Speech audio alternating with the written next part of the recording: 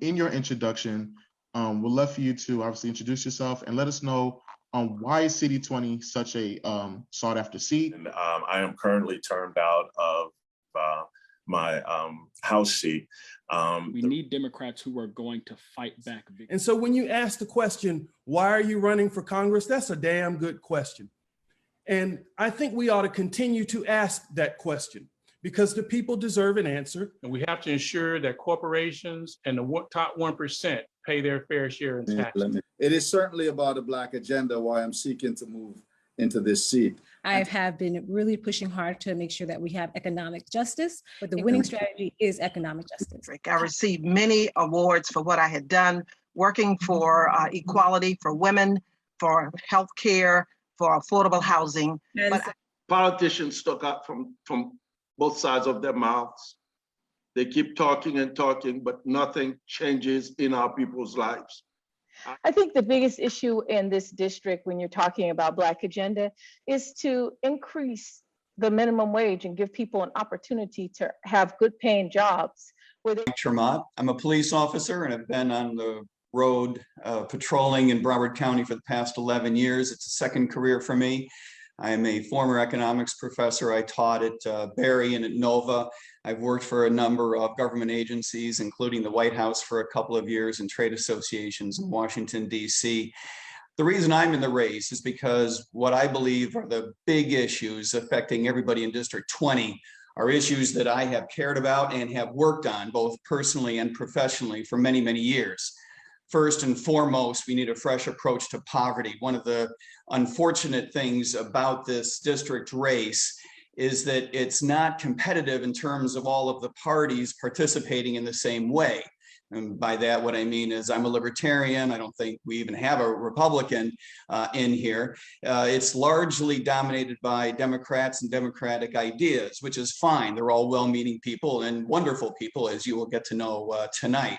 But we need different ideas. We've been fighting the war on poverty in roughly the same way since the 1960s. And unfortunately, it hasn't worked. What we need is a fresh approach to how we reform education. The people in District 20 deserve every opportunity to go to any school that they choose to go to. Just number two issue is criminal justice reform. As a police officer myself, I'm well aware of a number of things that we need to do in terms of how we manage police officers and the decriminalization of victimless behaviors. Legislature. As it relates to the Black community, I'm just leaving a ceremony in Daytona where I passed the only bill to put the first Black in the statuary hall, as well as my support for the HBCUs. Thanks. Yeah, I handled billions of dollars at the White House Office of Management and Budget, but I honestly believe that this question is not asked correctly with all due respect. The issue at hand is not how to garner a certain amount of money and throw it at the problem. We've been doing that for 50 years through the war on poverty. And although I wish it would work as a practical matter, it doesn't. The number one thing that we have to change is that mindset. The number two thing that we have to change is to fix our problem with education. Poverty-stricken children go to worse schools than wealthy kids. Black kids go to worse schools than white kids. And the reason for that is our public schools in Broward County and Palm Beach County and a lot of other poverty-stricken places in the United States aren't very good. We need to make public funds available for private schools so parents can choose what school they want to go to. Housing is one of those areas where the government has been certainly part of the problem more often than it's been part of the solution.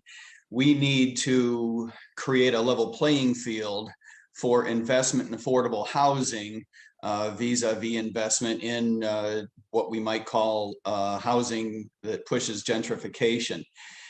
The level playing field just doesn't exist right now. Communities are giving tax breaks, CRA funding to high-end housing projects, to big-time developers that frankly don't care whatsoever about affordable housing. We need to stop eminent domain completely, not just work with it. It's unconstitutional, and we need to get rid of it. It's been a huge problem. We also have rules that make it very tough on affordable housing investment. We make it very tough on landlords. I do believe that we need just cause rules, and Marty is absolutely right about that. But rent control is one of those things that hurts housing investment. We need more investment in affordable housing, not less. Very much. Yeah, I used to teach at the university level, but I also taught for a couple years as a substitute teacher in Broward County public schools, and I sent my kids to the public schools here. Our public schools are not very good by comparison to private schools in our own area, and they're not very good compared to public schools elsewhere. And that's notwithstanding the fact that they're funded not so bad. No, that's true that there are public schools that are funded better. The real problem is the public schools have a monopoly. And this is not something we would tolerate in any other industry in the United States. We shouldn't tolerate it here. Funds that are collected for the public purpose of educating our kids need to be available so that families can choose what school that they want to go to, whether it's a private school or a public school. Obviously, we need deep criminal justice reform, but you asked this question in terms of education. And that's definitely where we need to go, is to create a market for families to choose their schools. And yeah, it's important that higher education be a part of the lives of kids that don't have access to higher education right now. I just wanted to point out that higher education in the United States is the envy of the world because we have less government intervention in higher education than we do in our public lower education. And that needs to be something that we make available to all kids, not just the wealthy kids. Criminal justice reform in general is a system that is stacked against poor people and weighs very heavily on the residents of District 20. Yeah, cash bail has to go. There are ways to go halfway in terms of public funding as a stepping stone to getting the whole thing done. Because I think it's going to take some time. Other elements of criminal justice reform that I think are very, very important. We need to decriminalize victimless behaviors. The criminalization of drug possession, for example, is where street crime comes from. We need to reform our prison sentencing guidelines. Compared to other democracies all over the world, we send our family members, our friends, our neighbors to sentences that are much, much longer than any place else. As a police officer myself, I know that we need to reform a number of things about the way we manage police. Qualified immunity has to go. We need to replace it with liability insurance and make it more like markets and other industries.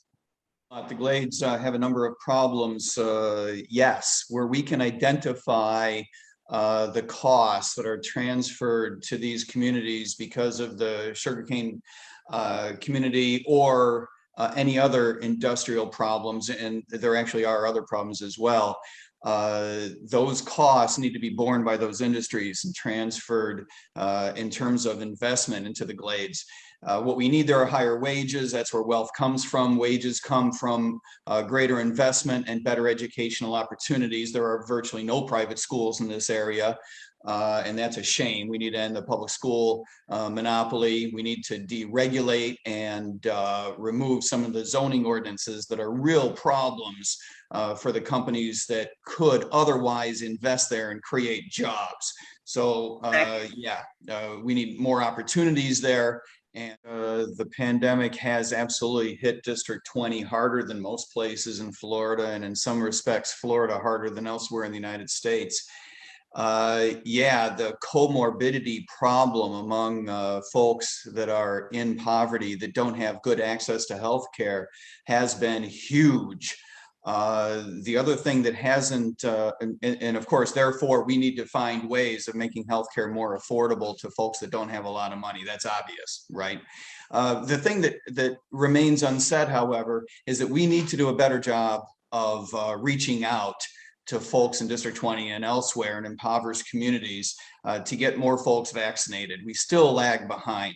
And one of the things that we haven't talked about, but I think is very important, is the extent to which our federal so-called leaders of all parties have done not a very good job of pushing the vaccines. Things have gotten politicized, and it's a real shame. There's a lack of trust between our community and our leaders.